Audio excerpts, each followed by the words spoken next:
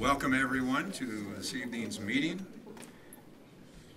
I am calling the meeting to order at this point in time. Ms. Peck, will you perform the roll call? John Kreischer. Here. Pat McKee. Yes. Corey Sillers. Here. Lance Trollope. Here. Karen Vandenberg. Here. Jim Boucher. Yes, here. Thank you. Please stand with me to speak the Pledge of Allegiance. I pledge allegiance to the flag of the United States of America and to the republic for which it stands, one nation, under God, indivisible, with liberty and justice for all. It is the mission of the Wausau School District to advance student learning, achievement, and success. Okay. And with that, I would like to recognize speakers and students who wish to make a public comment. The board recognizes the value of public comment on educational issues and the importance of allowing members of the public to express themselves on district matters. Please identify yourself by name and state your address. Each statement made by a participant shall be limited to 3 minutes in duration. Ms. Beck will identify time remaining up on the board. So with that, our first speaker, Paul Litzmeyer.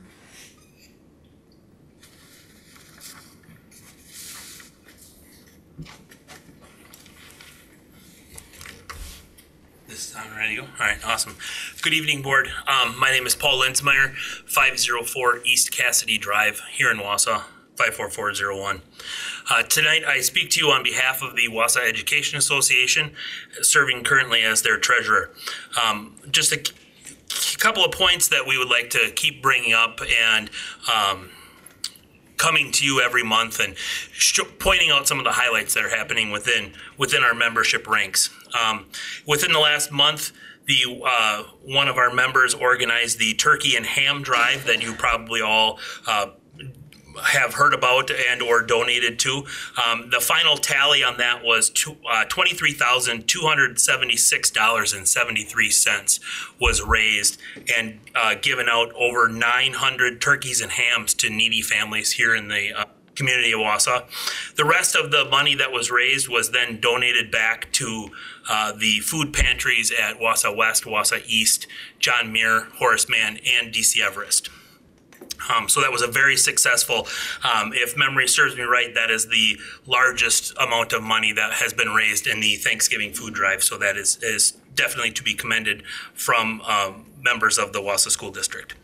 The second thing that I have to talk about is our recent recertification was successful with WERC. So we will again remain an association throughout the next coming school year, or throughout the next year, I should say. And that was a unanimous vote of those voting. It's a goofy vote. If you don't vote, it's counted as a no. We didn't have any no votes from teachers in the district, but we did not have everybody vote. So it's kind of a goofy type thing. And then the last thing that I have to talk about is we just look forward to continuing to work with the Longfellow team to collaborate on supporting students and staffs in the buildings and working towards bettering the Wausau School District. Thank you again for supporting the WEA, and we hope that you all have a happy holidays. Thank you. Thank you very much, Paul. Next speaker, Camille News.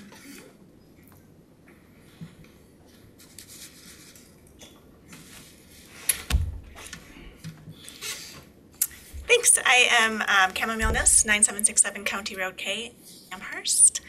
And I'm just going to give a quick charter school update.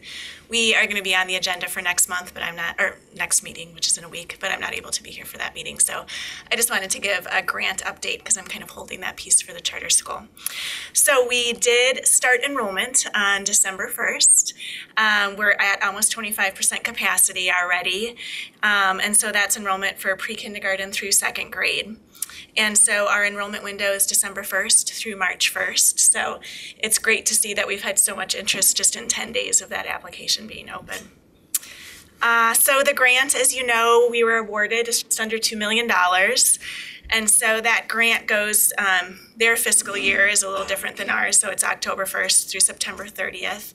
So that's a 5-year grant. So right now we are in the midst of our planning year of that grant, and that goes through the summer and then starts 4 years of implementation for that grant.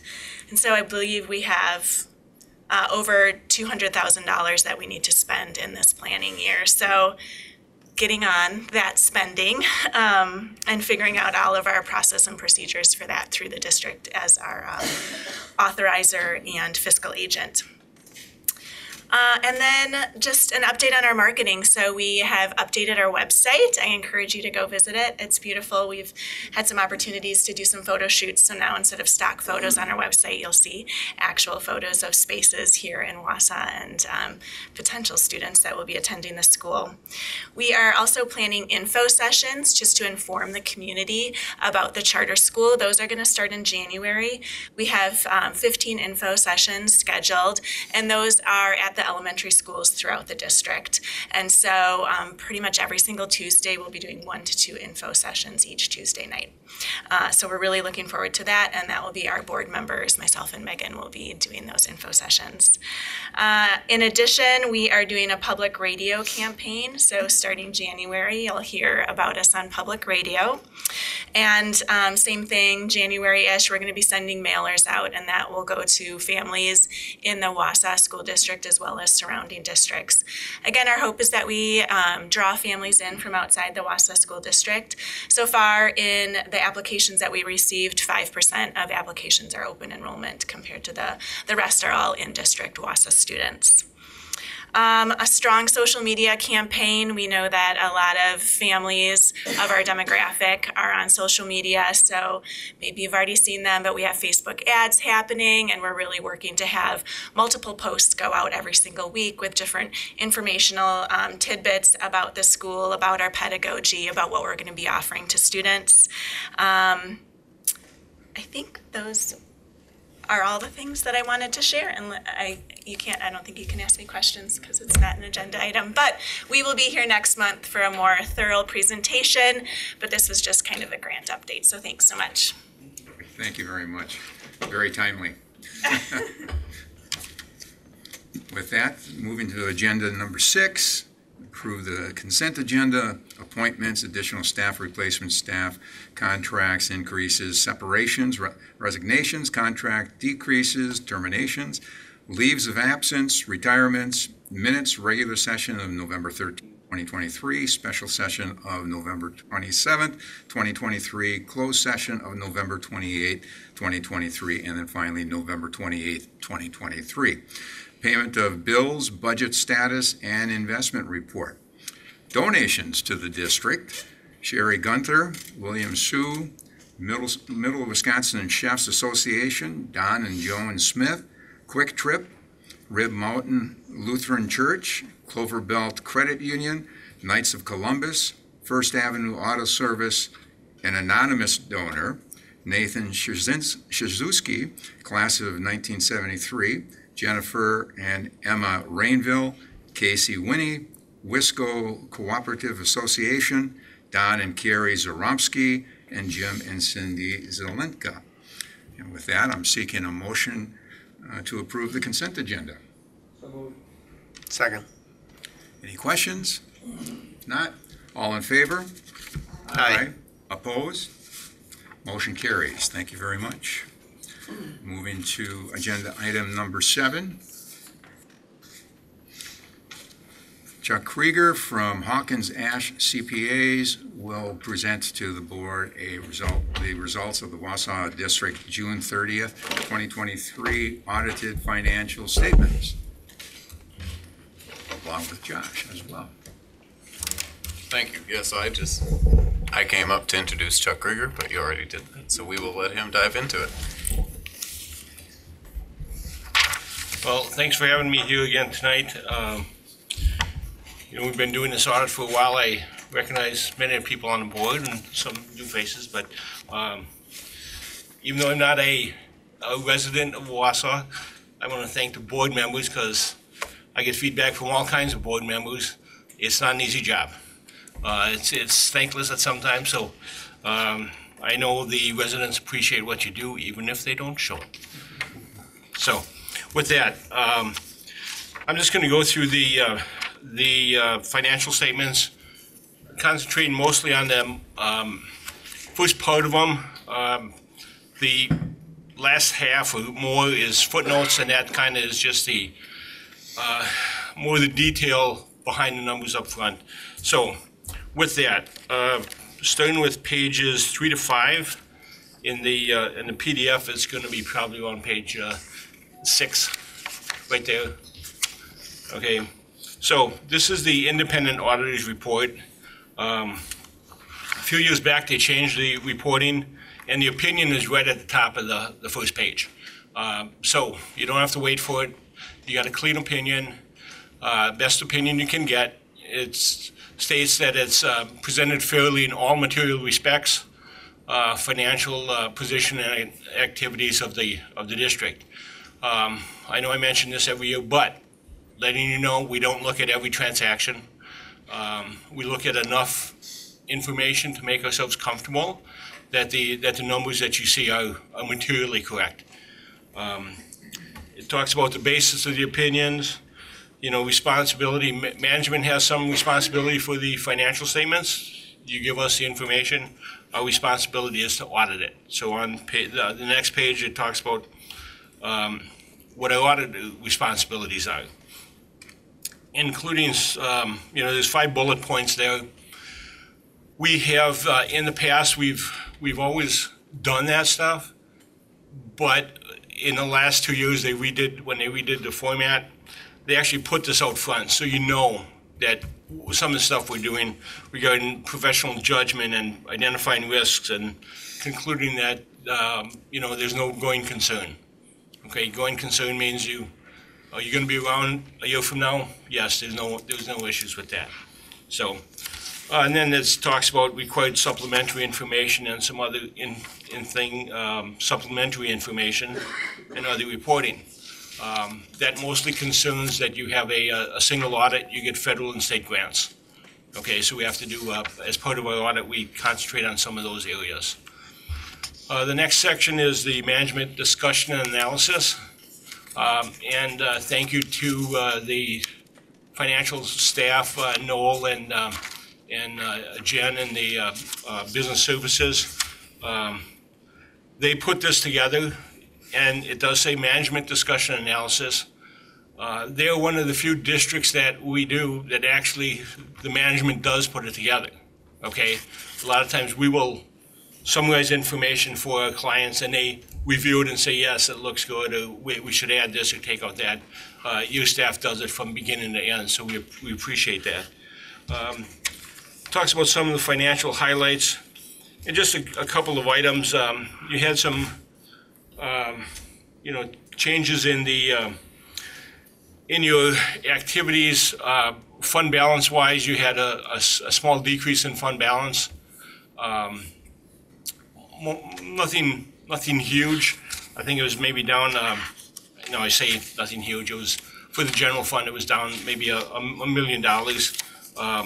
But again, that comes back to timing of some expenses, transfers, and you had some, you have debt service. Anything that was, let's say, over budget in the expenditure area was covered by increased revenues. Okay. Your referendum approved debt had an increase in fund balance. And then the big thing that you've got going on for the foreseeable future is your capital improvement plan. I see it's on the agenda for an update on that later. So the long-term debt jumped this year. Obviously, you borrowed $100 million. Offsetting that, you have a lot of that in cash yet because you got quite a lengthy spend down of that in a 2 to 3 year time frame, maybe even slightly more. So you've got cash left, and then some of the other stuff is you invested in fixed assets. Now, those fixed assets won't get into your system and be depreciated until they're actually placed in service. Okay, so there's construction in progress. So if we look at page 6, you're talking about the fund balance, it increased to 85.8 million. That's principally the increase in the capital projects fund. And then they delineated out some of the reasons why fund balance went up and down. The general fund balance decreased by $1 million. Now, you still have a pretty adequate fund balance from how much fund balance you have compared to your one-use expenditures, okay? And you're at right around 28%, okay? Districts that we do out of our Manitowoc office, and we do 19 or 20 of them, they range from around 12 or 13% to around 50%. Now, 50% is outside the norm. That happens to be a district. They had a referendum for exceeding the budget, budget limit. And they know, so they purposely are building up their fund balance because they know they're going to have to spend it down over the next few years. So they normally are in the 25 to 32% range on that district. But over the last 3 years, they built it up, knowing full well that it's going to come back down in the next 3 to 5 years. So, like I said, the norm is usually around 12 or 13% to around 30. I personally think anything between 20 to 30% is a comfortable percent. It allows you to, let's say you have a bad year in self-insurance, that allows you to absorb that without making any sort of drastic cuts. So, yeah, fund balance of 27.85% is a good percentage. Delineate some of the changes there and mention some of the other stuff we talked about on the debt service and capital projects. And then right at the bottom, the long-term liabilities increased by the $103 million. The only thing I want to say on the liabilities, yes, you all know about the debt that you borrowed for the building improvements, but also in the liabilities this year are, and those of you who have been on the board and listened to me in the past, Wisconsin retirement system. If it's overfunded, you have an asset, and I always tell you, if you got an asset, it's not something you can go out and spend. Well, with the way the market was in 22 and into 23, the Wisconsin retirement system went from being overfunded to now being slightly underfunded. Last year, I think it was at 106%, so it was 6% overfunded. This year, it's about 95%, so it's about 5% underfunded. It still is one of the highest percentage funded retirement systems in the country. But last year, you had an asset for that 6% over the 100%. This year, there's a liability for the 5% under. Yeah, and that's just your portion of it. It's not something that you have to go and pay off next week or next year. Probably not, probably never, as long as you're still in operation. So just realize that that can fluctuate from year to year, and that's just a reflection of what the market is doing.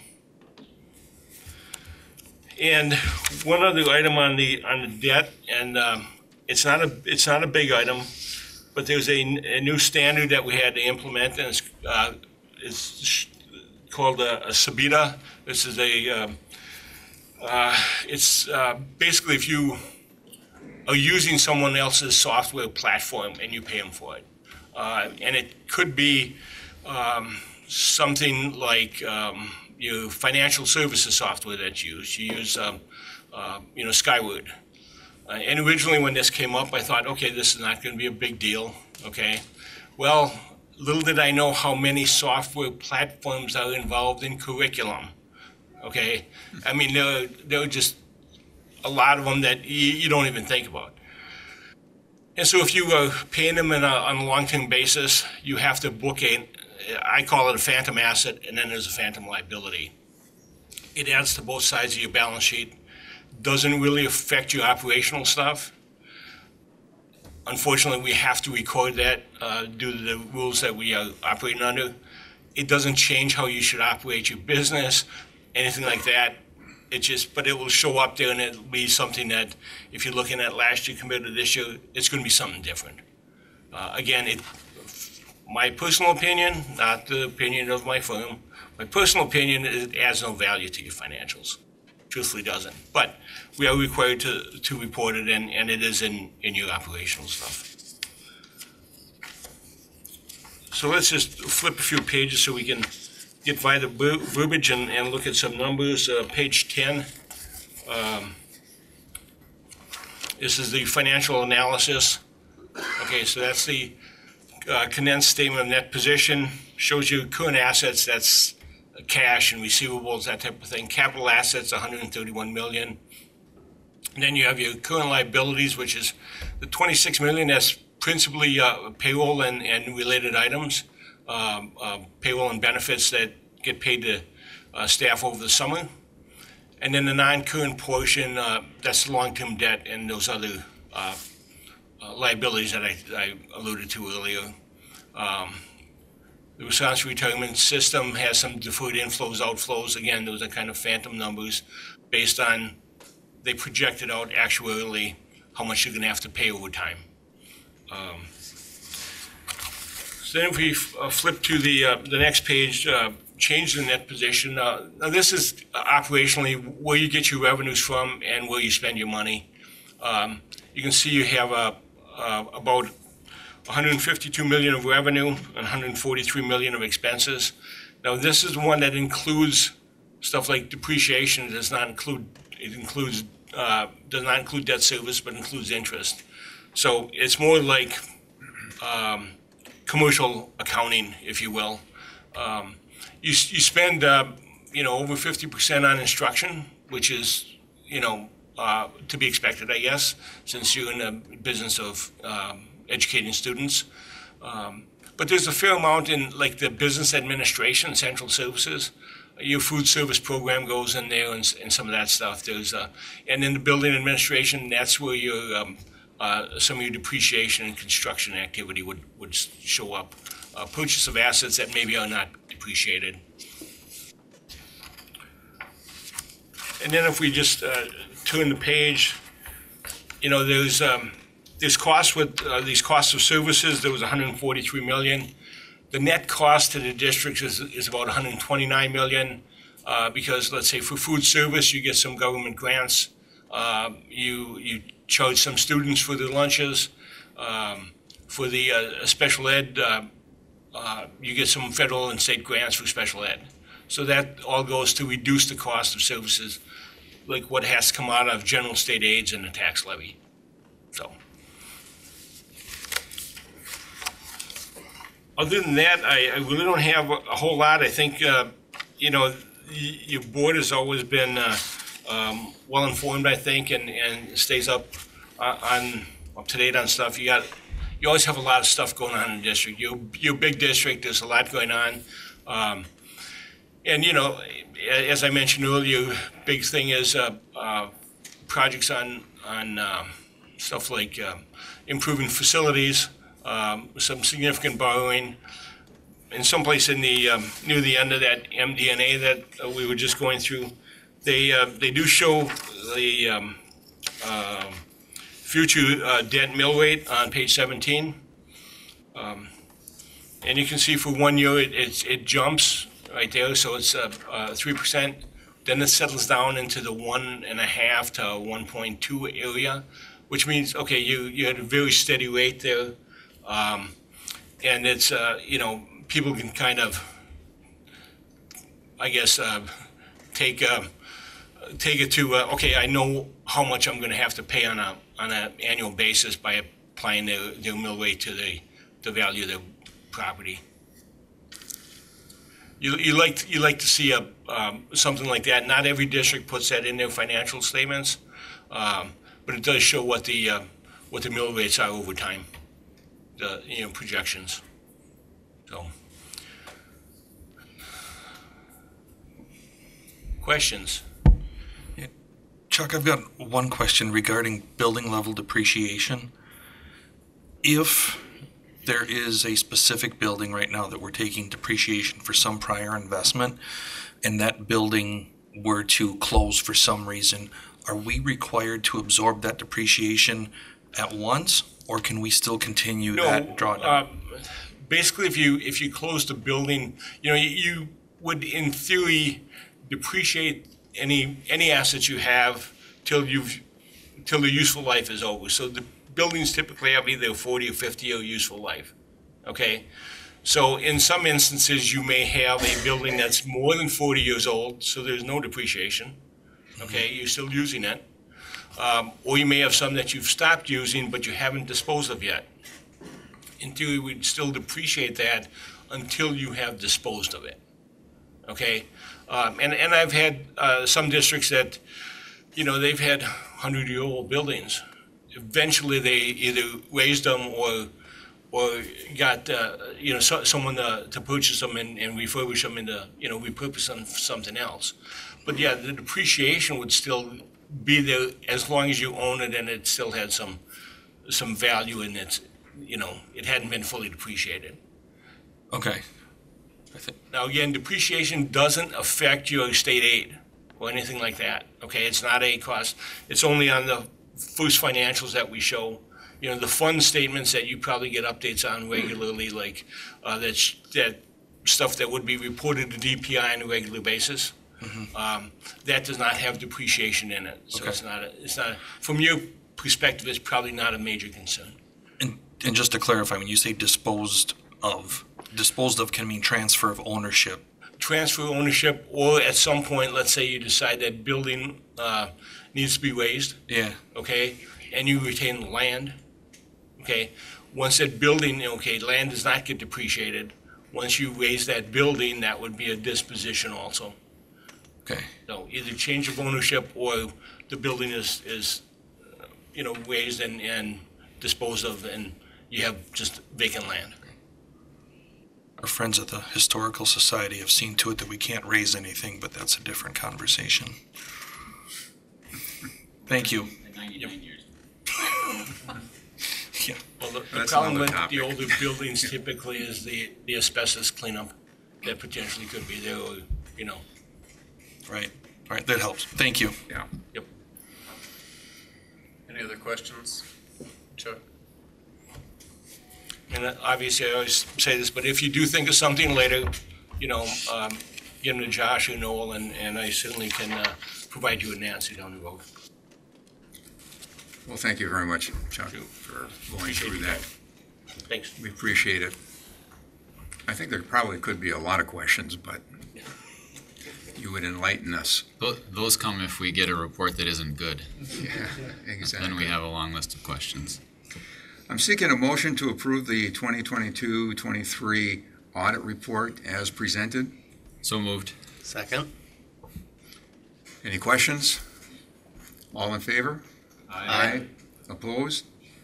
Motion carries. Agenda item number 8. The board will be presented with an update on the high school math curriculum.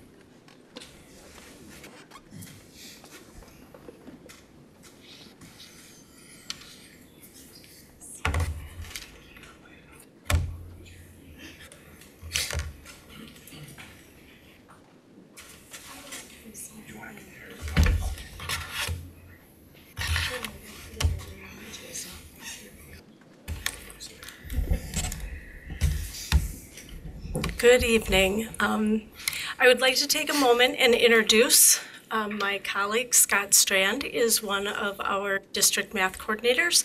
Jason Myers has been here before with us, one of the department chairs for the math department at Wausau West, and Doris Martin is the department chair for the math department at Wausau East. We have been working really hard and having some pretty serious conversations among our leadership team within the math department, as well as our teachers. And the work that you're going to take a look at tonight is some math sequencing that we would like to propose and get your feedback on how you might like us to proceed. So with that, I'm going to turn it over to Scott. I'm also wondering, Cassie, there was an update that just added color to 2 slides. Is it possible to pull up that, or does that not help or create? Correct. I shared with you on Friday. Yes. And then, If not, that's okay. We I was can gonna- talk through that as well. and we'll have Scott begin while Cassie looks for that. Good evening. Thank you for the opportunity to be here tonight. So first off, I want to outline just a few of the objectives this evening, knowing that the board recently has said we want to make sure that between our east side and our west side programs, we have parity in what we offer and how we approach educational outcomes for students. The first thing we're going to do is talk about what the outcomes currently look like in the math department. Then we'll talk about plans that we have that we could potentially streamline some of the parity and make sure that the offerings are the same between east and west side, and then look for some clarity, and then also work to make sure that we have clarity from your end if you would like to ask questions about what that might look like moving forward. So those are our objectives for the evening. So to begin, our west side offerings, if you take a look, and again, the color that Deb had mentioned, as you're going to see, blue things are exclusive to the west side, red things are exclusive to the east side. For a number of years, and we'll talk about the why here, the west side has decided to offer a pre-algebra or algebra foundations course for students that come to West with maybe large deficits in math skills that we know are not actually algebra ready. You'll notice on the east side, East has taken a slightly different approach, so they offer a sequence called Algebra 1A and Algebra 1B, which is also a valid approach, and what that essentially means is our Algebra 1 curriculum that would be for hopefully 80% of our students coming in from a core perspective is broken into 2 years, where first semester is then 1 full year of Algebra 1A, second semester becomes Algebra 1B, so it's just split over a 2-year sequence. Then you'll notice there is some parity when we take a look across the line of geometry and geometry construction. Anything that's in black is offered at both buildings, but then out of that, there are a few different pathways that might exist, okay? This would also be a point where West, and I couldn't find the correct way to explain how this ties in, but there's also a course offered at West called Intermediate Algebra, which either can be taken before geometry level or after geometry level if there are some students that might be struggling and might not be ready for an Algebra 2 level, but know that they want to take Algebra 2 eventually, knowing that that's a prerequisite for college admissions. On the east side, you'll see it's a similar type of course. It's called Intermediate Algebra, which also this year is being offered, so it's a dual credit class. But the other thing that we take a look at the end of the sequence when we have some disparity, for example, our pre-calc course at West is a dual credit course through NTC. Our East offerings are IB offerings as well. You might also notice Algebra 3 at West and East offering advanced math. When you see underneath there's dual credit college algebra, that tells us that those courses are essentially the same. They just have different names, with the end goal being that dual credit offering. All right, clear on our current paths? Moving forward, I think there are some strengths that are offered at West. And this is my first year in this role. So as I seek to understand, I know that West AP offerings are strong moving forward. They have a lot of things to offer there. Computer and data science. So I know one of the things the board looked at earlier this year was a new course adoption, an introduction to data science. That's a strong thing that West can offer because they have the staffing and the FTE to offer it. Some potential gaps and areas for growth at West. Some students might not reach geometry within 3 years, knowing that there are potentially a pre-algebra course, an Algebra 1 course, and an intermediate algebra course. And that's third year, their junior years when they're taking ACT. And to not have geometry standards and a knowledge and understanding of high school geometry by the time they get to the ACT is a deficit, right? At East, their IB offerings, also a strength. The Algebra 1A and 1B pathway then we'll pace them into geometry in a 2-year sequence, so they're still getting exposed to geometry standards. By the time they hit that pathway for their junior sequence, but we know that one thing at East that we're looking at right now is, like I talked about before, that 1A, 1B sequence, right, where we split it over 2 years. I would reference 80% is the goal, where 80% of our students are going into Algebra 1 and maybe only 15 to 20% are going in the 1A, 1B pathway. We know that that's not the reality right now, and the reality is it's closer to 50% of our students are going into either of those pathways, right? And that's not a fault of East, that's just the system that we're working in currently. So,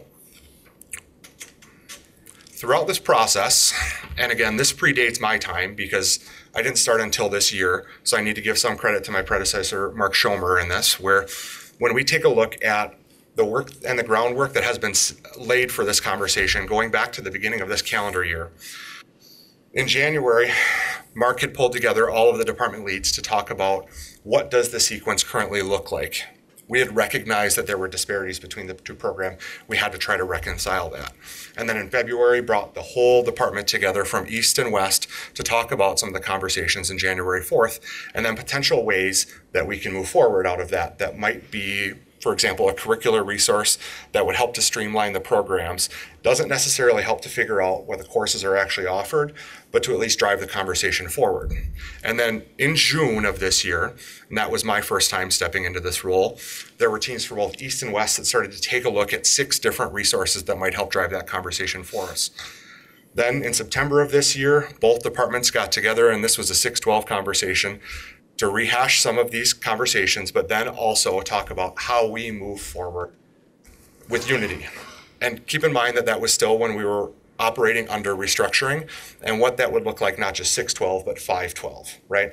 Especially with a junior high, then transitioning into a 10-12 senior high, to make sure that we had a streamlined and well thought out system. We had a lot more questions coming out of that. Specifically, the questions, when you think back to the differences between East and West, where you see at a algebra, pre-algebra level, and that end of the pathway, our last 2 years, when we talk about pre-calc and our AP and our IB offerings. So on November 30th, team leaders got together, that includes Doris, Jason, as well as other representatives from East and West, to talk about how did we get to this point, and then how do we move forward. And a big part of that conversation is grounded in the pathway that we choose. So I want to just give you a moment to take a look at the NCTM, National Councils for Teachers of Mathematics, and how they describe in their principles to action that curriculum and the way that we teach math, right, being algebra, geometry, algebra 2, is good. However, really strong curriculum develops important mathematical concepts along a coherent learning progression and develops connections between that, right? I remember when I sat through my high school class, I always thought, okay, I'm going to do Algebra 1, and then the next logical step would be not Algebra 2, but geometry. And then I'm going to take 15 months off of algebra, and then I'm going to work my way back into algebra after I finish a year of geometry. That's what we mean when we say a coherent program that uncovers topics in a reasonable and logical way, connecting them together. Which is where then we would like to present you with this plan.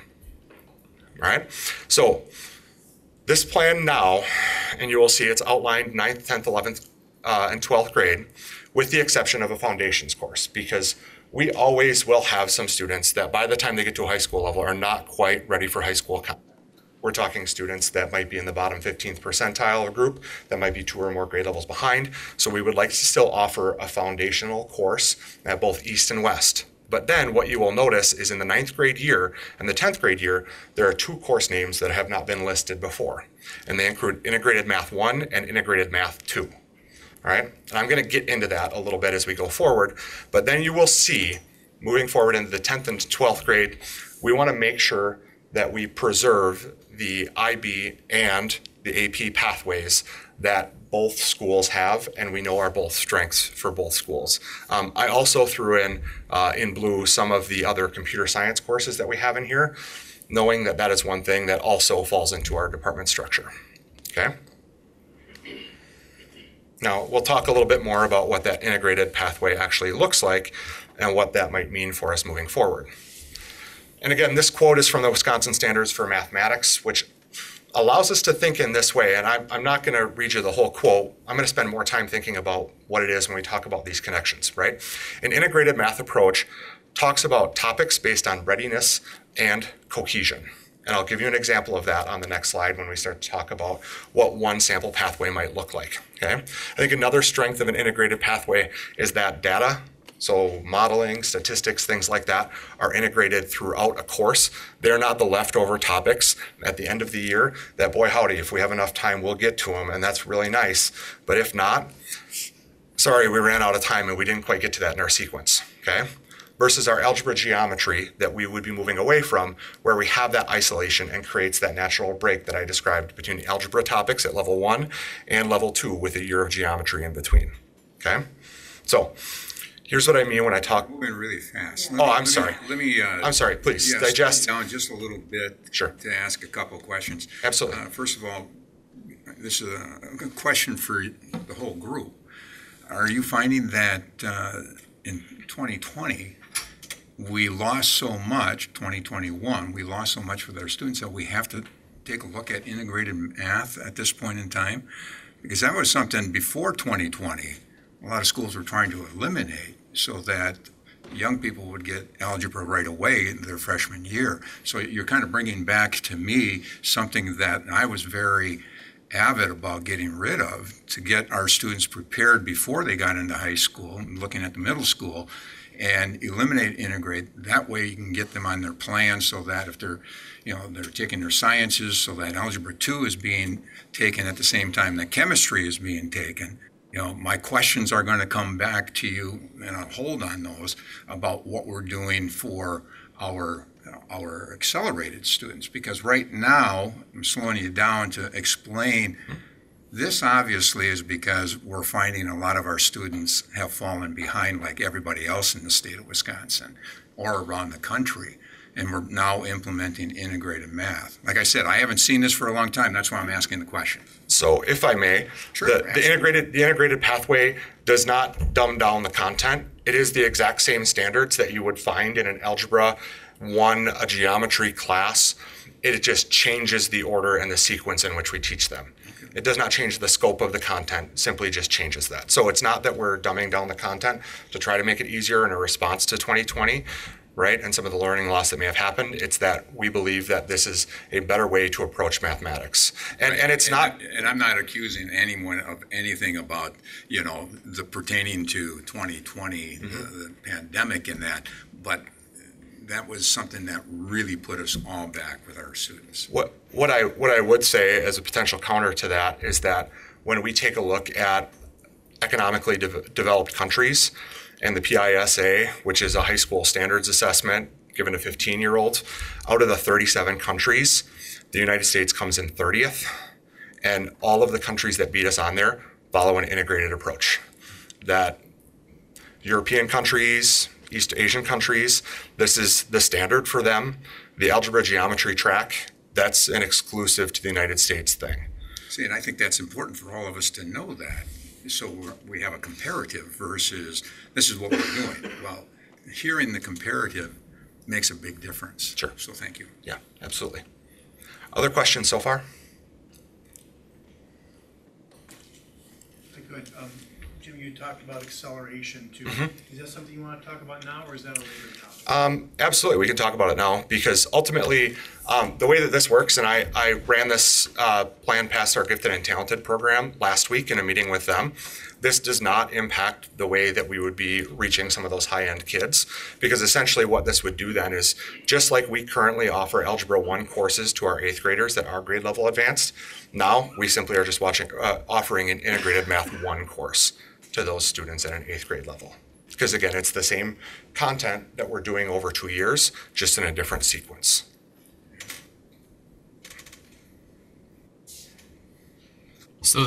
So integrated 1 and integrated 2 basically is Algebra 1 and geometry combined into one. So you might get some of the geometry concepts in your first year and in your second year. So it's not all algebra first year, all geometry second. I know it's never all, but so it's not so divided. Yeah, let me pull up an example.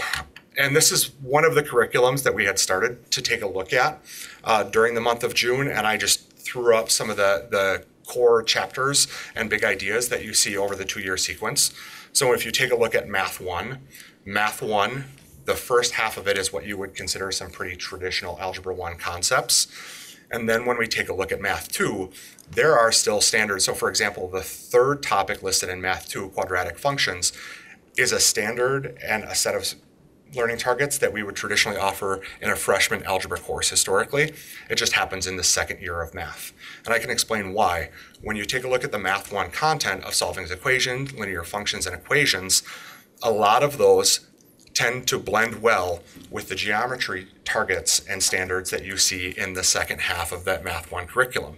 For example, parallel and perpendicular lines, we can imagine a number of scenarios where we would use some of those linear equations to then represent relationships between parallel and parallel and perpendicular lines in a slope format, right? Along with some of the things that then set us up, so triangle congruence at the end of year 1, you'll see then we spend a lot of time in Math 2 taking a look at some of those triangle relationships. Specifically, if you think about geometry and like Pythagorean theorem, is a squared plus b squared equals c squared is a pretty common geometry topic that sticks with some folks.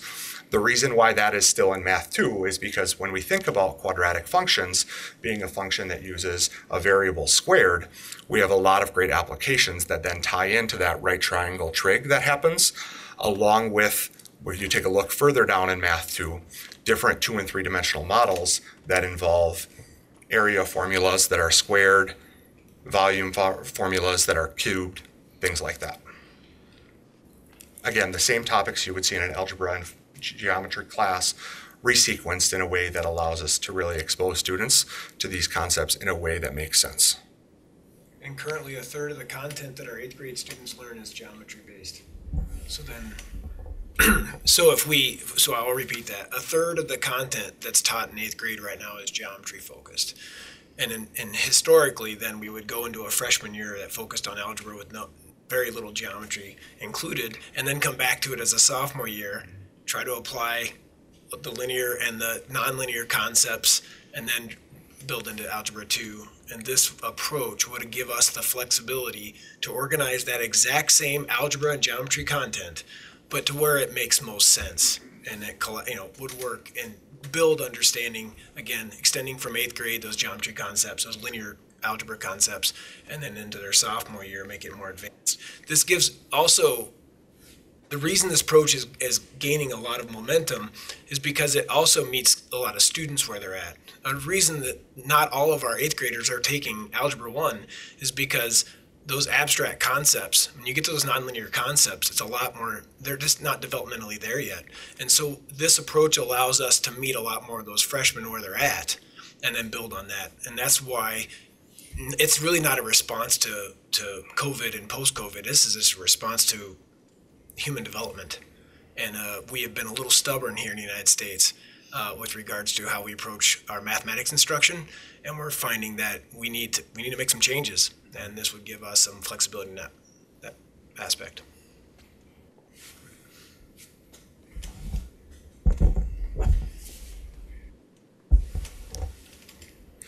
So, a couple other things that we'd like to think about. When we talk about the way that this would roll out, we know that this is a systematic change to the way that we approach math right now, which means we'd be looking to make a core instructional resource adoption that is going to help us roll this out over 2 years. So next year we would roll out Integrated Math 1, with the following year then switching our geometry sections into Integrated Math 2. Right, so if we have students currently in algebra, they still have a geometry class to go to in the following year, and then over a 2-year process, we roll that out. Along with that, we know that there's going to be professional learning and professional development to support these teachers throughout that process to make sure that that is done and that is done well, right? Other things to think about, you will notice that there still is a course called Geometry and Construction that is listed that we would consider changing the name of to Math and Construction, because historically, the way that that class was created was to be an alternative if we know that we have students who might be a little more trade focused to go, instead of to a traditional geometry class, into a geometry that's focused with some hands-on application-based geometrical concepts. We know that we would still tie that in and still want to include that, but what we would need to do is, after we go through a core adoption resource in that second year class, knowing that that's still when we want to offer it, to support the CTE program and what they need in terms of building out Building Trades 3 for a senior level offering, that we would build out in our geometry and construction course additional algebra topics to make sure that we still cover the same scope and sequence of standards in that 2-year time frame. Okay? That's a thing that in conversations with the CTE department, we know that we want to make sure is kept a sophomore level class, because eventually with Building Trades 3 being in the picture for senior year, that is something they would like to have. Okay? Now, we were pretty excited about the CTE approach to this when we first heard it, because a lot of schools talk about doing that, but not many can do it. And are we set to do that starting next year? Or is it 2025, 2 years? Okay. Wait, just to clarify, are you talking about the geometry and construction? Correct. That is That we already do. happening now. Yep. Right, I thought we had that already on. Yep. Yeah. Yep. Yeah, you would have, it would stay exactly the way it is next year. And then maybe And then modifications. the year later, they would have to modify the math portion of that just to fit into this sequence. Okay. Because those students that are coming to them have had math 1.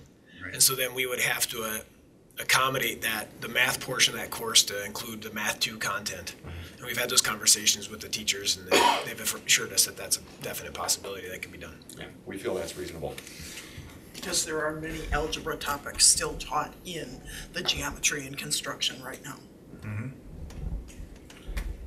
So what we would appreciate guidance on is, if this is something that the board would support, what does the timeline look for this rollout? The reason that we're here now is because obviously November 30th is where we came up with this plan. And if this is going to be a reasonable outline moving forward, then we have some corrections that need to be made in course handbooks, et cetera, moving forward, if this is something that is going to happen for the 24-25 school year. That being said, the department feels like after the work that was done in June, where we started to vet some of our resources, we have 3 or 4 really solid candidates for a core resource that follow an integrated pathway that we would deep dive into in second semester of this school year and be ready to make a purchase on, so that teachers have time still this school year and over summer for that integrated 1 course to roll out in the following school year. Well, is it reasonable for us to be prepared to do this in 2024?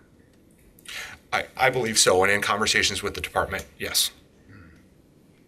I mean, we've already started something that is really big when it comes to the combination and co-teaching, as what we've talked about with construction and geometry and the algebra concepts that are being taught there. To slow down, I think, would be something we don't want to do, because we do want to see our students continue. And this is a different question, so I'm going to hold right on that. So are there any questions about this? I've got a few questions, Jim, but specifically to your point about slowing down or speeding up. First of all, I think this is great. Looking at a new approach, obviously, is wonderful, and I'm glad that we're being forward-thinking on math, one of the core areas. But the question I have is really related to that. The timing of it is that I'm all in favor of going fast if it's going to be done very, very well, right? We've done other things where we've jumped into decisions that maybe we would have, in fact, we did end up backing off of a few years later, just different things. We did middle school scheduling, now we're looking at that, and we did substitute teacher vendors and stuff like that. Is there a way that this could be piloted in 24 with a subset of students somewhere where we could learn of any potential advantages, pitfalls, etc., rather than a whole rip and replace is too strong of a term, but in a wholesale change of what we're doing today? I understand where the pilot comes from. I think the thing that we need to keep in mind then is that pilot is not going to be a 1-year pilot. It has to be a 2-year pilot so that students can go through a full progression of integrated 1 and integrated 2. Sure. And along those lines, have you guys talked with any other districts that are doing this right now? Again, we had the conversation on November 30th, and then the following Monday, I was up at CISA 9 in Tomahawk with a math networking event, and the leader of that event, Ryan McCain, who was the math person through CISA, asked me kind of, what are we working on in Wausau? And I had mentioned this to him, and his response was, I'm really interested to hear how that goes, because there are a number of other schools in our CISA that are thinking about it. But the thing is that everyone is anxious to do it because everyone is still on algebra and geometry. Right, and that's the dichotomy, right? You want to be on the leading edge, but you also don't want to be the pioneer that potentially sees things go south before it's actually proven. It's already there. I- We're already south. Can I get this? Absolutely, yes. All right. What we're doing isn't working. Like, look at our scores. I mean, we're doing the best we can with the way we can do it right now. The traditional sequence, and it's not appealing to kids. What we're doing isn't working. I don't see this, and forgive me for being frank. We started meeting last October. I was gonna say, it was much before. It was before this, was and even- we were given that proposal of what could this look like 512? What could math look like if we were to start with a clean slate? And by the time we had met 3 times before the end of 2022, we had already decided this would be our best way. Right. And it was and schools are both reaching out to sides. us saying, "Man, if we just had the guts to try this, we'd follow your lead. We want to see what you do." And we then the reason this seems rushed is because we decided to do this. Then, no offense, but there's been a little chaos in the last 12 months, and there's been a lot going on in this building, in this room, that has made us step forward and backward in this decision-making process, because we were deciding, okay, well, if this would be a big shift, should we have this big of a shift when we're trying to combine into one senior high? And that was going to be a big deal. So then we're like, all right, we don't want to move everybody's cheese in the same time that we're shifting these staffs and moving things around. Now, then a month ago, the board says, we're not going to consolidate these buildings anymore. So then we're like, all right, well, we're not making everybody change everything about what they're doing. So now this makes this opportunity just that much more keen, because we have this opportunity to do things differently, yes, but it's better. It's a better way. It's a better way to tie things together. It gives us flexibility that, frankly, English, history, they already have a lot more flexibility with what they do than what we currently do. For example, our English 9 right now, they teach their unit on the 1930s at the exact same time that US 1 teaches about the 1930s, so they can collaborate, they can shift things around. We have always been stuck in these silos of, here's Algebra 1, here's Geometry, here's Algebra 2, don't cross the streams, I'd love to teach that application, but I can't because that's geometry and I don't want to step on their toes. And this gives us that flexibility to bring that together. And I will be quite frank, it is exciting to us. And it wouldn't be, we're not excited because it's change. We're excited because it's an opportunity to do something better and more effectively. And as of right now, what we're doing is not working. It's not working for our country. It's not working for our state. And I feel like we don't need to sit back any longer. And see where you go with it's better. That's what I'm trying to understand and be able to advertise that out. Because if a parent asks me, well, why is this better? Right. I can't just say because China does it. Right. I would need something to be able to go back to parents and say, yes, we looked at high-performing math districts in Wisconsin, and I was researching a few of those. Right, we have Kettle Moraine, Milwaukee East, Crivets. They're up there high. We need I need something. I won't speak for the rest of the board. Right, to be able to go back and say it's better, and here's the proof why. Here's where it's been delivered. Here's where it's been implemented. Here's the results. Things of that nature. Well, and I think our 9th graders are not prepared for the coursework that they are sometimes thrown into.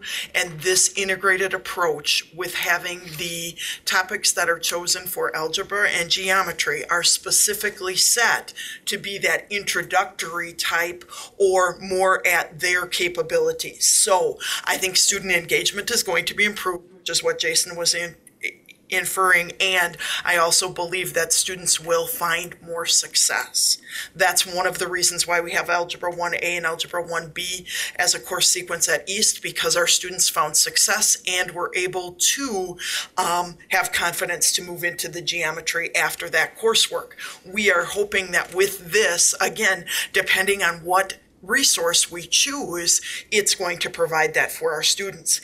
And it gives a great opportunity for East and West to work together with a brand new resource that we will be creating and improving student engagement together as a district and not as separate buildings. No, that, like I said, that's fantastic. I'm excited about that too. I'm just going to need more to support this direction is all I'm saying. I'm not against this whatsoever. You're saying it's better. Okay, explain to us or show us the data why it's better. Thank you.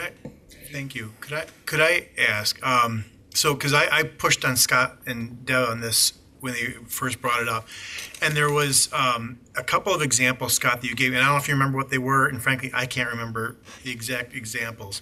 However, what you've been talking about, the logic of the sequence in moving from an algebra topic that leads directly into a geometry topic, right? Instead of separating them.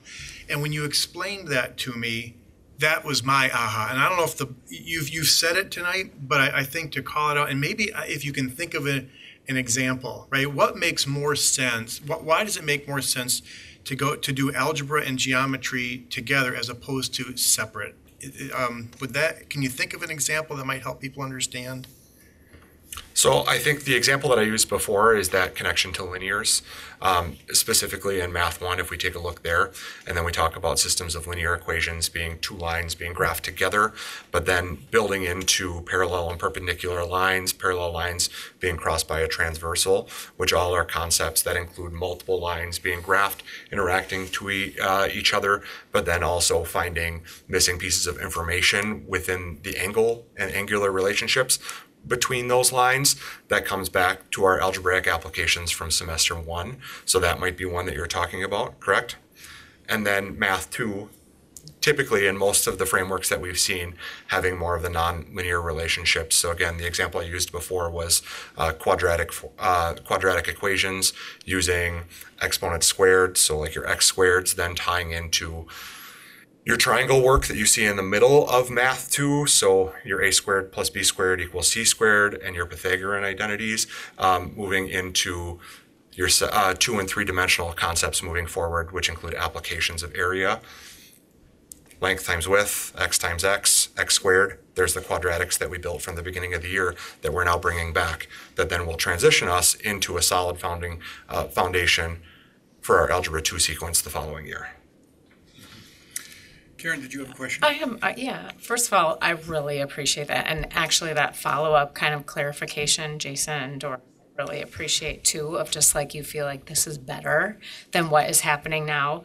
A couple questions. First, when there's a change like this, which I agree is pretty significant, helping me to explain to the people I know are going to be asking, what would you identify are the biggest problems that need, like you mentioned scores and you mentioned it's not working, and I guess help me to know specifically what are the things that aren't working that you feel like this is going to address. You mentioned too, they're not prepared when they get to certain other classes. That's one quick, well, maybe answer that, and then I have another. Sure. So I can give you, so before I stepped into this role, I was a high school algebra teacher, and I will tell you the struggle with Algebra 1 for any freshman, regardless of skill level, is going to be quadratics, because it's the first time that they've seen a nonlinear relationship. Developmentally, for whatever reason, freshmen get there and they struggle. You'll notice that in pretty much every pathway for any sort of integrated approach, the quadratics falls in year 2, because we have a little bit more time to develop some of those basic foundational skills, and then that's where we can find success in year 2. That's the same reason why, if we take a look at both of our schools' current approaches, there is a little bit of a delay before we get to algebra, and the sticky point, it always seems in Algebra 1, is quadratics. Okay, anybody want to build on that? If we could. Those nonlinear concepts, they come in second semester. What we commonly run into, and the way math is different than most content areas, even the core areas, is we have this solidified progression, this ladder that students have to climb. And if they struggle on one rung, there's no skipping it. They have to keep repeating that same course. And what happens with us oftentimes is first semester of Algebra 1, you spend about a third of the first semester just reviewing middle school content, this, that, and the other. So kids do just fine, or they succeed. And then they end up first semester, even if they're struggling, they're probably going to be a C student, because most of it was review. Not that much of it was new. It was stuff they were pretty comfortable with. And then second semester, we get into those nonlinear concepts and the hammer comes down. And we have a lot of students who then struggle. So we have They have to take summer school. They have to do some type of remediation, whether that be retaking that semester. It becomes that like stumbling block for a lot of students. And the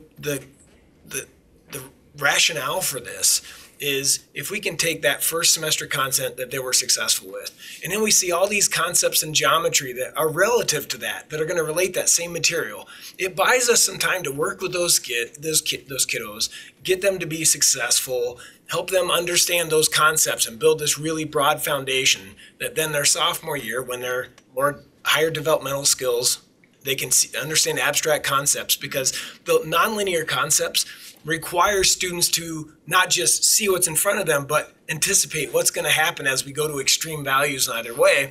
And oftentimes, those freshmen, some of them just aren't ready for that developmentally. It's not that they don't want to. And then you see them as sophomores when we're having them repeat, and they do well. And it was just, wow, you know what? You just weren't ready for it yet, but now you are getting it. And we feel like this approach would have allowed those students to have that success. We still have a pathway to acceleration. So those students who understand those concepts and have that ability as 8th graders, as freshmen, they're going to be just fine. But this also allows that, it doesn't lower the floor, but it just widens the door a little bit for more of those freshmen to come in and experience success. I mean, how many times do you hear kids say, man, I didn't mind math and I hated geometry? And why is it that they hated geometry? Because they didn't see like the connections. They didn't understand why it existed the way it did. And this gives us a chance to just tear that apart, reorganize the content in a way that makes sense, so that when they get that geometry, they don't think of it as geometry. They think of it as, oh yeah, how we're applying all these concepts and ideas together. Can I throw in another one too? And let me, before you go any further, because what you have done for us right now, you redefined the term integrated for me. Okay, and that's why I was asking that, because we could be, and I was, a step behind. You have then identified the units that are going to be talked about, which makes more sense with integrated math than identifying just in your silos like you're talking about, which is something that I always fought against. Why are we just doing this freshman year? Why are we doing this sophomore year when we could integrate that and have the students being reached where they're at, instead of just simply saying, well, here's geometry. Relevance is important. You're making it sound, the fact that the kids are going to understand this because it's going to be more relevant to them. I think for us to keep on talking about this, we have been behind when it comes to curriculum. I'm talking country-wise. We've got to be doing something different. We can now start doing, let's pilot it for a year or two or maybe 3. We're already now 1 or 2 or 3 years behind. We're already behind. We need to be doing something different. And as I said at the beginning, at CISA 9, obviously there are a lot of schools that would like to try this, but they can't. They're not ready for it right now. You've been working on this for a year already. Your teachers are already prepared to move forward, correct? I think for us to hold back would be a shame for us to do that, because they do know what they're talking about when it comes to math. I'm English and social studies and history. You're right, we do this, but we can't do that unless we do something like this. Now we've integrated. Now we can move them forward. And readiness is the most important. If our kids are ready, let's move them. So what else do you have to show us? Ultimately, this then becomes the timeline question of, is the board willing to support this for the 24-25 school year? Can we make a switch to an integrated one pathway? If that is the case, then we continue to go ahead with our resource adoption process. So we start to develop a rubric that we're going to vet some potential resources with. The benefit that we've talked about before is if we can make this move in the 24-25 school year, we potentially have a little bit more funding that we can use to do a core adoption with. Right now, with ESSER funds, yes, the drawback to waiting is that we lose access to some of those funds. So I know that that seems like a tight timeline, but like you said, the department has been talking about this for some time and is ready to make the move. Well, you also added economics here too. Let's be wise about this. Economically and academically have to be coming together. And if you're talking the fact that you could use some ESSER money towards this to catch our students up, and this is going to be something that's going to kickstart us into the future for us to move forward faster with our students, because I'm all about acceleration. So if this helps us to accelerate, I'm not holding you back. So I have a question on the timeline, because this is the part that probably I have the biggest maybe hesitancy or concern about. From the parent, like, what do you say to a parent side of thing? Maybe it's just because I don't know what I don't know, but it doesn't seem like actually that big of a change from the students and parents side of things, because so my student's going to get all the same content from Algebra 1 and Geometry, and it's all going to happen in 2 years, just like it was before.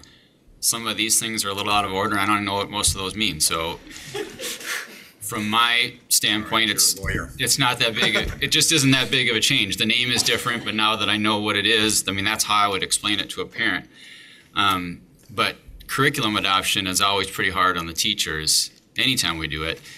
And so I'm a little concerned with the timeline is, if we want to try to do this for next year, are we going to rush that? Because I wouldn't want to start a good thing a year earlier but end up with a bad product because we had to rush into it. Do we have enough time? How much time do you normally spend reviewing that curriculum and bringing that to us? Because we usually see it at the end when you've gone through that process. So I don't know how much time that process usually takes. Again, that's why the last bullet point is there. The department feels like absolutely this is within our reach. Now, does department mean teachers? Okay, yes. We're looking at resource adoptions in Algebra 1 and Geometry coming up regardless. That was going to be my other question. When is the next one coming? As I said in the timeline, that process was already started in June when I first came on board, where we sat in this room and took a look at 6 potential resources. Some of them offered a traditional algebra geometry sequence. Some of them offered integrated math sequences. And at the time, it wasn't about algebra or integrated, it was about which resource are we looking at. And now if we decide to go integrated, and if the board decides to go integrated, that then narrows our process even more to 3 resources that we've looked at that we already say we like what it has to offer. Now we can investigate more. So yes, we have a feasible timeline. And then one other question on timeline, which is that it's listed for possible action tonight, and this is a regular meeting. Generally, we don't receive it, voted on the same night, because right now what I'm hearing makes sense to me, and you all know way more about math instruction than I do, of course, so it all makes sense. But sometimes it's hard for me to predict what might be an issue or might not, and one of the benefits of having something presented and then us voting on it 2 weeks later is that gives people 2 weeks of time to contact us with maybe things that I never thought of. I understand if we're going to do 2024, time is of the essence here. I would still feel more comfortable with it being a special meeting in whenever our next Monday. No, that's only 1 week. Otherwise, we gotta wait till January 8th. Just because there have been times where I thought, this all makes sense, and I just didn't think of it, and then we hear something over the course of that 2 weeks while it sits with teachers and whoever else. I have to leave a disclaimer to our parents, though, because our course description books were actually due last week, and I said, can you wait until we come before? And I get that that's still a possibility to say your student, maybe our course description book says Algebra 1 and Geometry, we're now moving to Integrated Math 1 and Integrated Math 2. It will just be discussions will have to happen as a result, because I don't think they're gonna wait course description books any longer or until January, because we already start registration in the middle of January. So the principles are here. Registration takes place usually starting in mid-January, correct? This is why you're talking about the fact that the books have to be prepared so that the teachers have it under for them, and then the parents have it when they're looking at it for their students, and teachers can then talk to them. But does that give us enough time? If we wait a week or so? Right now, we did ask that the printing of the books be held. The sooner that we can, if we are going to make the change, the sooner we can get a course description in and make that change and get those books printed. The folks in our print shop are pretty remarkable. I would imagine that we could ask them to do a little bit of rearranging and get things done, but I just would hate to, like, I haven't confirmed that with them if we were waiting another week yet. But I think that what Doris is indicating, much of this is online. Our course description books go online as well. And so we would be able to make those changes there. And then the conversations, both at East and West, that happen, much of the registration happens within homerooms where teachers and students have already formed relationships and have those conversations. And since we have included the math teachers, both at East and West, that within their classes, as they are having conversations with students and making the recommendations, I believe that they would be able to adequately explain what was happening. I appreciate that, and I think I agree with you, Lance, that, I mean, we just got this, like 3 days ago. And so I still have probably a long list of more questions that I'd love to ask you, and I know I will be receiving a lot of them, and so that's my hesitation as well. I really have appreciated some of the clarification already. The slides that are in color make a lot more sense to me than what I'm looking at on my screen. So I don't know if Cassie, you can pull that one back. Actually, both of them. I like seeing, what it will become, which I'm looking at now right there. Yeah, makes a lot more sense to me. But one of the two more questions that I had, one is that for those students who are college-bound students, when filling out your application for college, you write algebra, this was my grade, this was when I took it, geometry, and there is no integrated math option. So what does that look like for those students? So if you take a look at UW-Madison's admissions requirements, you will see either an algebra, geometry, algebra 2 pathway, or an integrated math pathway as an option. Interesting. Yes, so it is there, and UW-Madison is an example that comes to mind. Most, if not all, four-year institutions do recognize that both of those are valid pathways and understand what that means. Okay. I'm not familiar with that, so I appreciate answering that question. Okay, so just so I can summarize in my own mind, basically what this is saying this course is now algebra and geometry combined, offered across 2 years versus separating the two of them so that they're silos and can't operate within, and it allows for sequencing that makes more sense to apply those different understandings. Can I give you another example of a time when this takes place always? K-8 math education. When you go through any of your elementary or middle school standards and courses, they are broken down by domains of math. So for example, I've spent a lot of time in a 5th grade classroom lately, and in that 5th grade classroom, when we talk about numbers and operations and we work on multiplying multi-digit numbers, so 12 times 27, then we take that and then we do one more step where maybe we multiply it by 8 and it becomes a 3-dimensional volume application of that, because one of the other 5th grade standards is to start to take a look at cubic volume in a rectangular prism. So we start to take that math that we've been working on in 5th grade and we apply it into a geometric sense.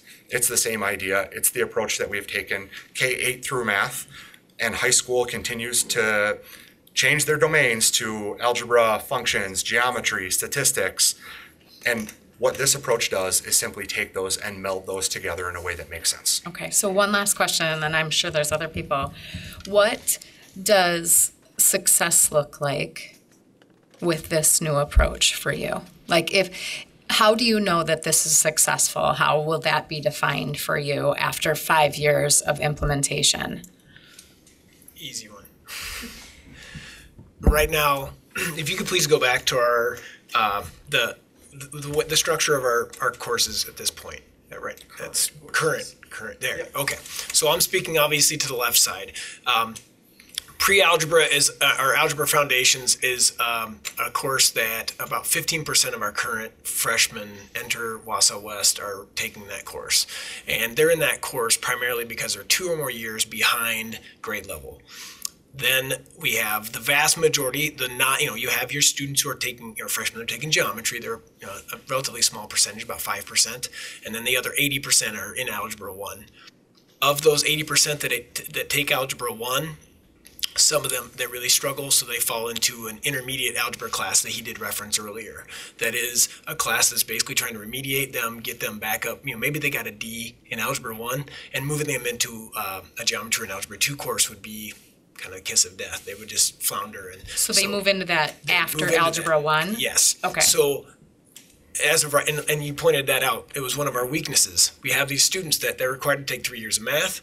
Their algebra foundations, their freshman year, they take Algebra 1 and then they take an intermediate class, and they never get exposure to those geometry concepts. And quite frankly, could graduate without eligibility to even go on to a university, or they can go to university, but they would have to take some kind of non-math credit-bearing course just to get their foot in the door. So how are we going to define success is if we're minimizing the number of students who are taking a foundations course as a freshman. That's a big piece. But also the number of students coming through the door that are in that 80% group that are taking integrated math 1 are then successfully moving on to integrated math 2.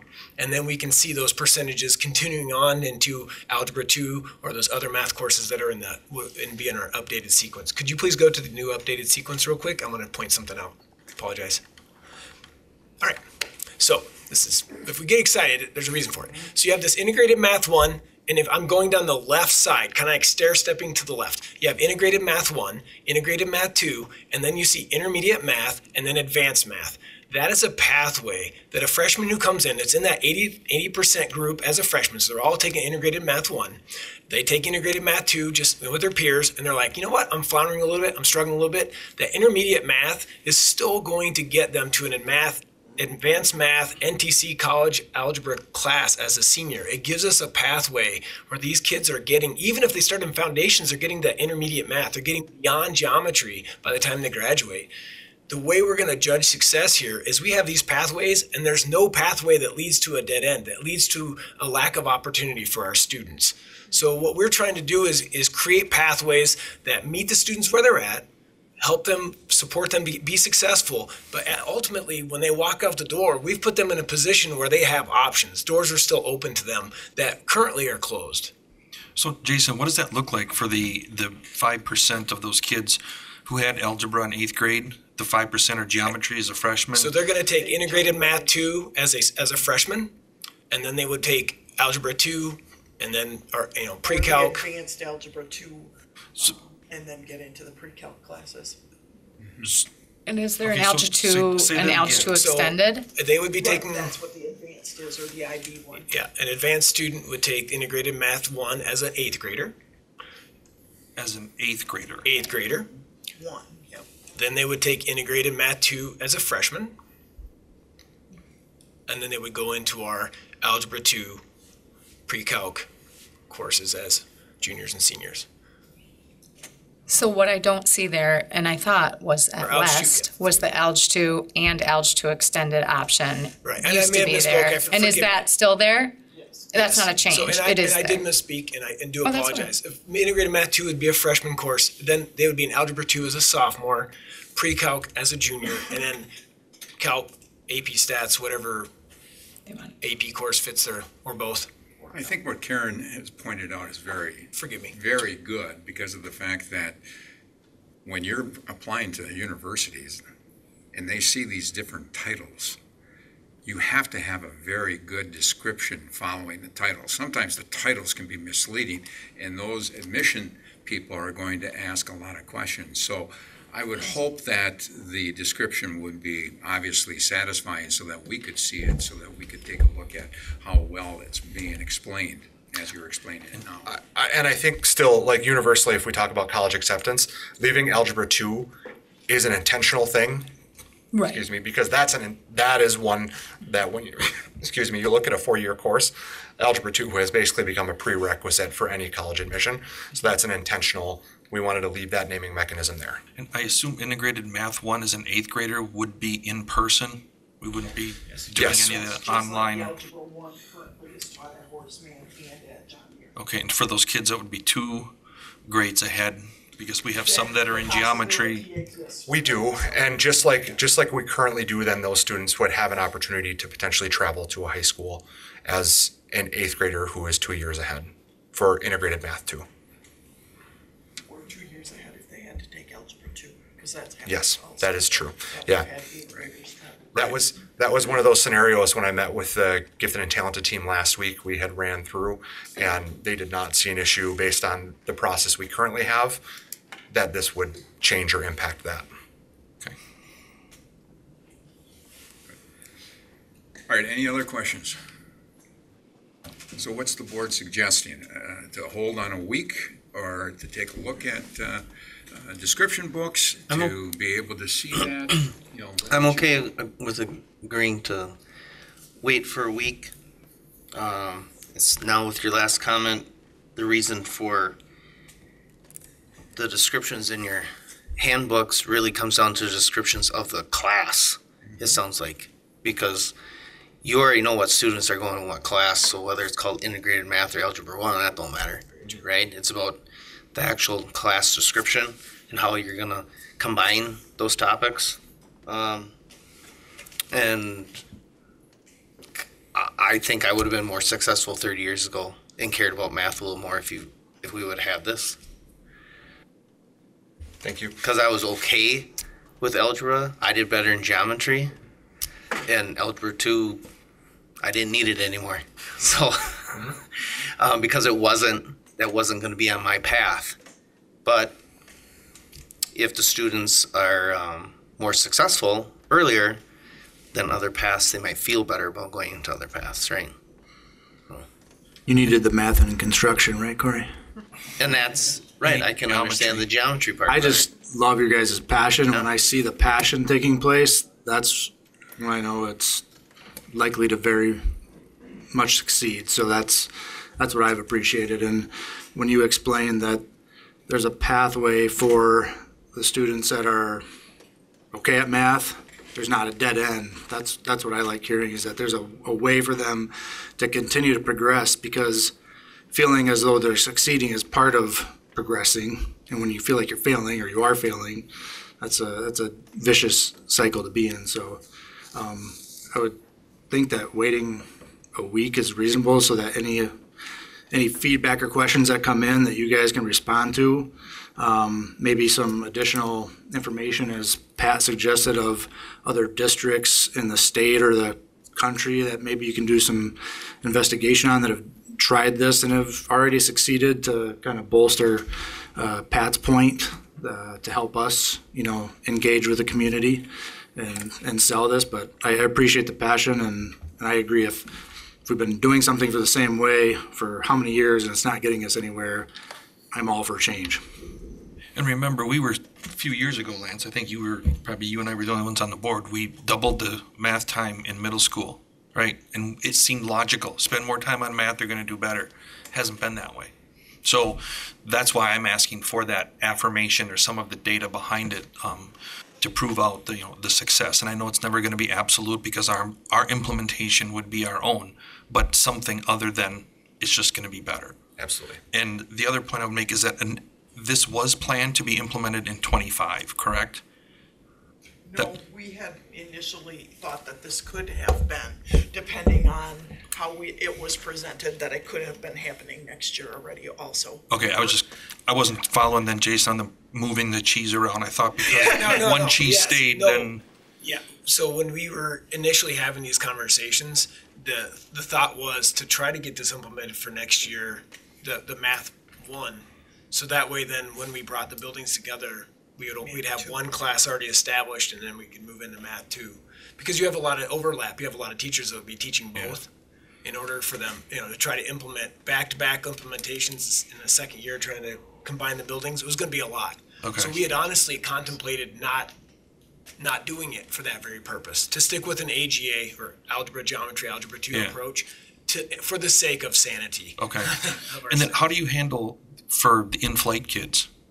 If someone's a freshman now in geometry or someone's a freshman in algebra 1, how do you from other districts? No, I mean, how do you map them into this new model? Yeah, next year would be essentially you roll out just the math 1 to our current accelerated 8th graders. So instead of them taking algebra 1 as an 8th grader, next year they would take math 1, and then our next year's freshmen would all be enrolled in math 1. Unless they were accelerated. Okay, They would still be able to. So that helps. So we'll still be offering sections of geometry next year because we still have students who are currently in algebra this year. Right. So this becomes a 2-year phase-in. Okay, maybe a visual would help with that more than the. Sure. I mean, where these kids are going to go, because that's another concern I know that parents are going to have. That was one other questions too. What do you do, and I know these are probably exceptions more than the rule, but with the students coming in from other districts, homeschool, wherever, that are like, I took algebra, I'm ready for geometry, and you're like, where do I put you? What happens with that student? Absolutely. So I think that what we would do, and we would work with our student services team to say, based on their transcript, where do we know that their readiness is? There was a reason that we were intentional about not listing it as Math 9 and Math 10, because we know that realistically, we are always going to have some students that are going to be a year ahead, a year behind, so we want to label it Integrated Math 1, Integrated Math 2. But I think the thing that we also need to keep in mind is if we have students coming into the district, they might be coming out of a different sequence anyway, even if it is Algebra 1, right? Like, any core resource that you pick off of the market is always going to have slight differences in the sequence and way they teach things. So I understand the question. I only ask it because I know I'm going to get it. And Yes. I want you to know that's why we ask these. I mean, I don't want Absolutely. you to think that we're these people that are just like, we're going to just make you squirm. And I mean, like, these are the questions we get. And if we don't have right answers for people who, I think it's going to have they're to up be in a arms. case-by-case Yeah, decision. okay. And it will be, as Scott had referred to, what they come in and what information we can get from prior teachers to place them in the right Well, spot. you have pre-tests and you have all of that, plus the fact you have the curriculum that they have been in before so that you can identify that. The team aspect is going to do a better job. Although it's a good question, Karen, because I have seen that in other districts where they don't get together as a team and they don't have a pre-test and they just simply place those new students into where they think they're going to be. And I've always been against that. So I know that you've done pre-testing of students coming in, correct? I say that I know, but I need to have affirmation on that. Yes, we always place our students into. We sometimes will pre-assess. Sometimes we'll place them into we'll be a little bit overly optimistic and say, all right, it's to be quite frank, is to have that conversation with the student and with the parents and say, listen, here's your transcript. There's a lot of ambiguity here. We're going to put you in this course, but we're going to give you a couple weeks. And if you feel like you're floundering a little bit, then we might have to move you to a different course. But I think it's better to err on that side of caution and try to find out what's best for that student than to just underestimate their capacity, and then they get really frustrated. And their first experience in our district is one of, they don't think much of me. So we always try to be a little more optimistic on that. And when those kids are coming to us from different districts, I'll be honest with you, it's a crapshoot as to what you're getting, what they've done and what they haven't done. Maybe I'm oversimplifying it, but for our current next year's 8th graders and freshmen, you're still taking Algebra 1 and Geometry, but it's just combined into a 2-year course with a different name. For students that were planning to take Geometry next year, nothing changes for you either. So it makes sense to me. I'm confident with it. It makes sense to me. I would like to put it on the meeting agenda for next week and vote on it next week rather than this week, though. And we can do that, because this is the question that we needed. We needed to have these questions. But I think also I heard it'd be nice to have a scope and sequence laid out for us too. I don't. Are you doing that with the description booklet as well at the beginning of the math department? These are your different pathways, and parents can see that and understand that? Okay. Yeah, so that kind of flow chart progression that we've been talking about before, that's a standard piece of all of our course handbooks. Good. And yes, I hear your feedback on, I want to see a map of the rollout. We'll have that for you next week as well, The along other with thing some data that supports it. I would ask all the colleagues in the math department, if you have feedback on this, please get to the board now, because historically what has happened during some of these times is once something is approved, then we hear, I had all these concerns or I had all these questions, and it was all, after the fact. So if there are questions or if they're in support of it, I would love to hear from them directly, frankly. I think we can speak to that because Scott came to West Friday morning, Scott came to East Friday afternoon. Our departments met and he brought up that exact question. Are there concerns? Are there issues? What do we need to be looking at? So we've tried to lay that groundwork already with both departments. So I don't think that would be an issue. Good. Okay. So I'm not going to put the motion out on the table today. We'll wait until next week and we'll see it again at that time. And thank you very much for enlightening us in this area. Thank you very much for your thorough questions. We really appreciate that you're seeking for understanding. Thank you. Okay, moving on to Agenda 9. Mr. Bushman, Director of Pupil Services, will present the school safety plan update and the district safety plan for approval.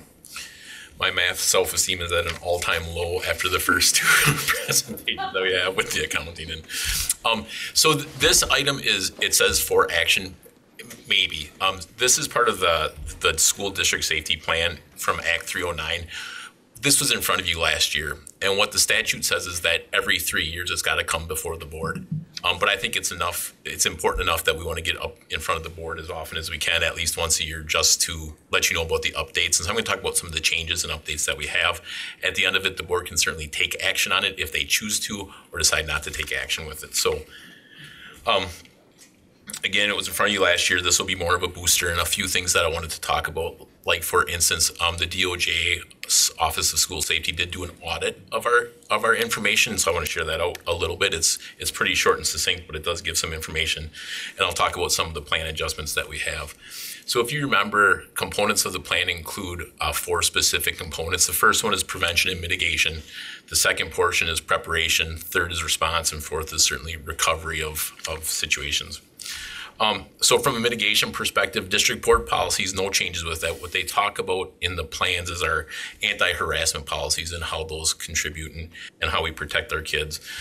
From a program perspective, we have had one significant change, and I don't know how familiar the board is. We had Raptor. Raptor was a program where as visitors, it's visitor control. So as visitors come into our building, they submit their driver's license. Their information is cross-referenced with sex offender registries. And it was a sufficient program worked well. We've switched to InformaCast. It's the same process.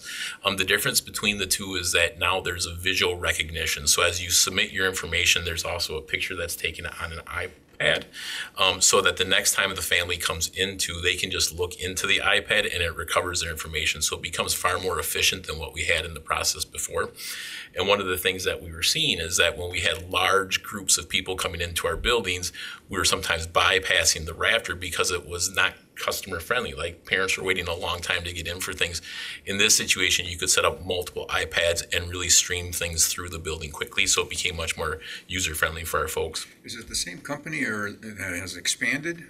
Different company. Completely different company. Different company. Yep. And I can't speak to the technical portion of it, but it also works with some of our other systems that we have, so it's the same, makes things more efficient. John Union could speak better to that than I could. Our district-wide committee, there's been a few updates that just based on personnel, right, that we've switched positions, so we have more folks in there. And then one of the emphasis that we have this year is on building-specific safety teams. So we've always had those, but that's been an emphasis for our buildings to talk about. Let's get our folks inside the buildings together and come out with good plans. Safety plans need to be submitted. That's part of the Office of DOJ, Office of School Safety, requires that we have safety plans in place submitted by all schools. One of the things that we've talked about this year is becoming much more consistent and common and uniform within our safety plans so that our elementaries look together. With a large group of elementaries, they just vary from time to time and language can change, so we want that to be more consistent. Additionally, we place a strong emphasis on safety training this year, so our ALICE training. Thanks to Larry Seidler and Ryan Ermansky, we were able to train all of our mob folks and all of our custodial folks, so they've been all given the training. Additionally, we were able to train all of our substitute teachers this year, and then we were also able to train all the folks at Longfellow Administrative Centers, so we've done a lot of more training than we have previously. From a preparation standpoint, at least 2 safety drills per year need to be completed. We submitted to the board the evaluation of each of our building safety plans, so you guys should have access to that. That was completed just this past couple of weeks. We'll submit that to the DOJ as well. 1 fire drill per month, and then our safety drills have been complete. From an audit perspective, we did have our audit was completed by the Wisconsin DOJ Office of School Safety. They came up with a couple different recommendations for us. One was parking lots and other spaces should be to our blueprints. As it works, it's very timely. So we've been working with the Wausau PD on a grant proposal. One of the things that our emergency responders use, their maps are different than what we would typically use. Theirs are grid. They have a grid format so that they will, when they talk about location, they'll use the grid to determine where to go. We haven't done that in the past. So Nate Seiler, who's head of our SROs, is working with us to submit that grant so that we can update our maps in those situations. On a side to that, I want to give a public thank you to Nate Seiler. He will be officially getting promoted to another position, so he will no longer be leading our SROs. But Nathan Pauls, who's one of our lieutenants at the police department, will now be in charge of our SROs as well. So Nate's been amazing to work with, as is all the police department. So that's such a great relationship. So just want to congratulate thank Nathan them for me. We'll do that. We'll do that. The other thing that they talked about was the Office of School Safety recommends a statement to anybody that's in the building that they can contact 911 law enforcement if there's an emergency. So we'll be working on signage to make that happen. And I just wanted to include that this was from one of our DOJ auditors that said truly one of the best districts I reviewed this year, and I've done about 400 school. Thank you for all your dedication to safe school and community. And I just think that's a great testament to our buildings. So as they're reviewing our building safety plans, it means our teams are doing great work inside the buildings. And it just makes you feel better about knowing that that's the case. So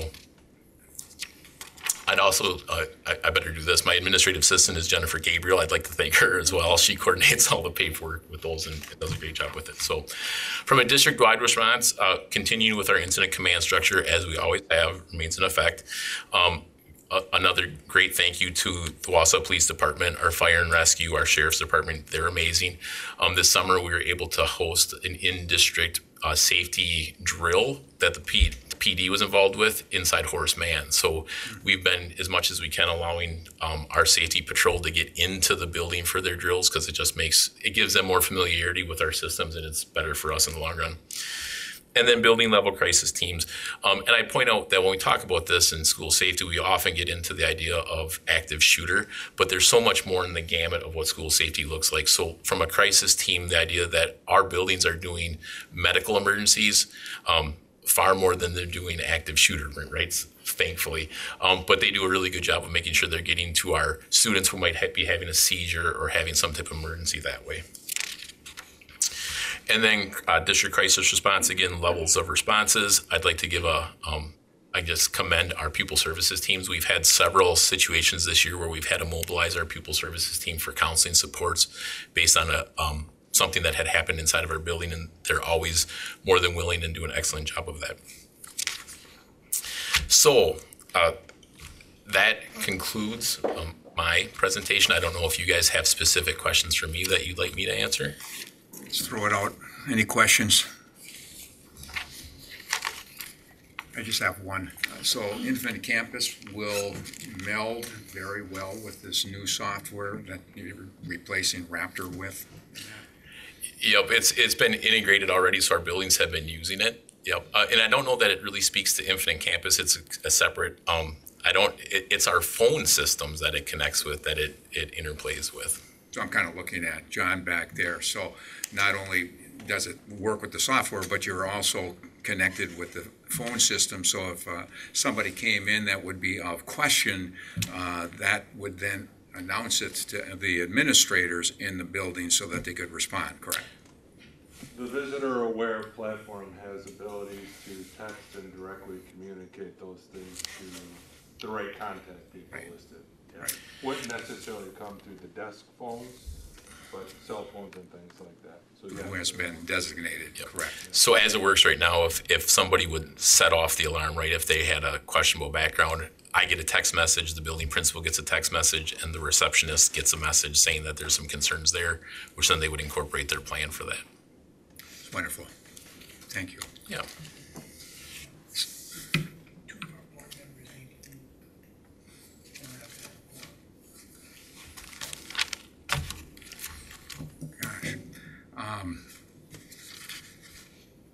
So what time, that's, like now you have to leave?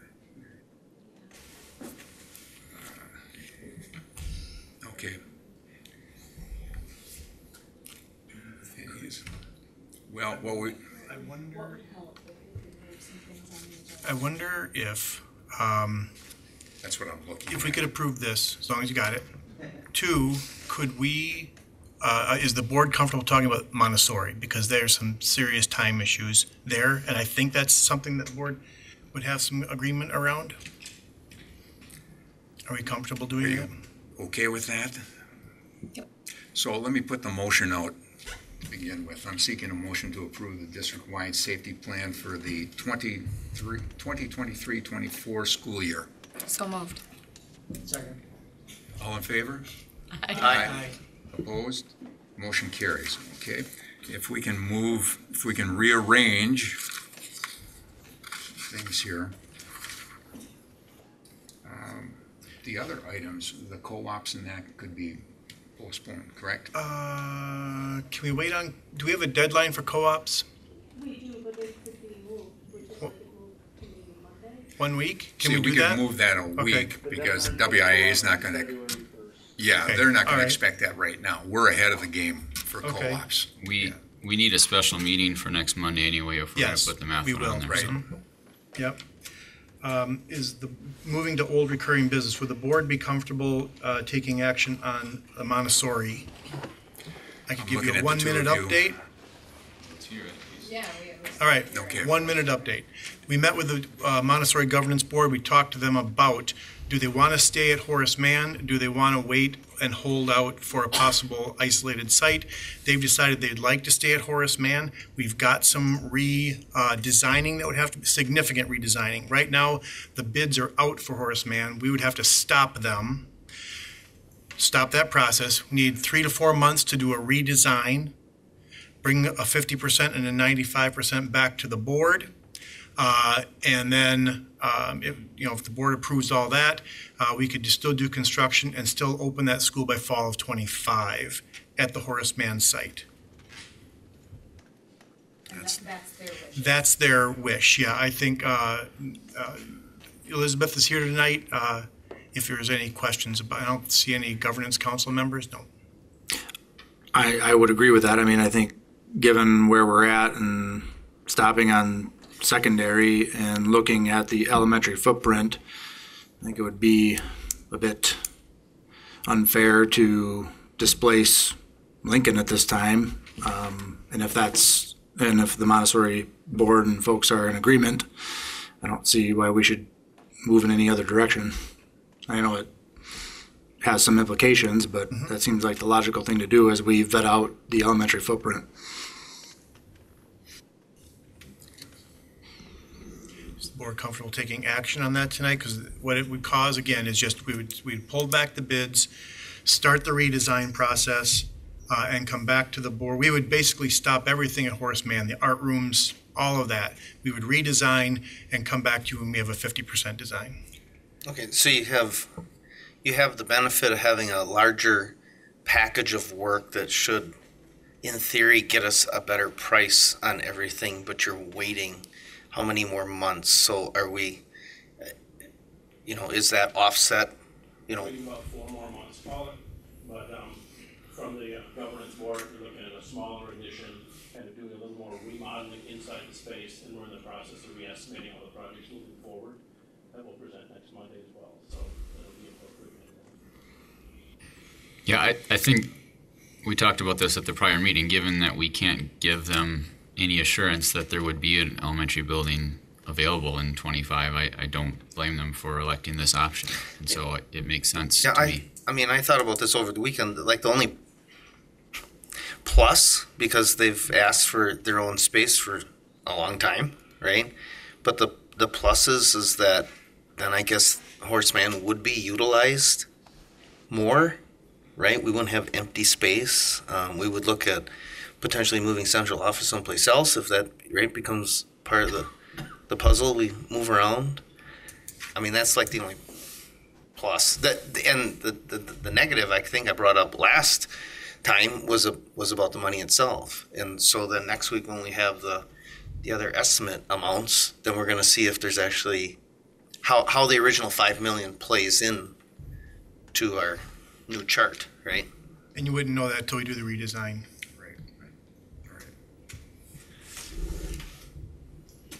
All right, so I'm seeking a motion to approve the request that the Wausau Area Montessori Charter School be housed at the Horace Mann Middle School.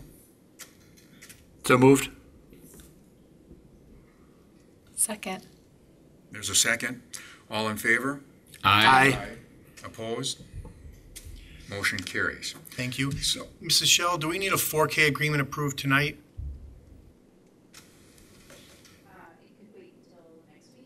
Okay, thank you.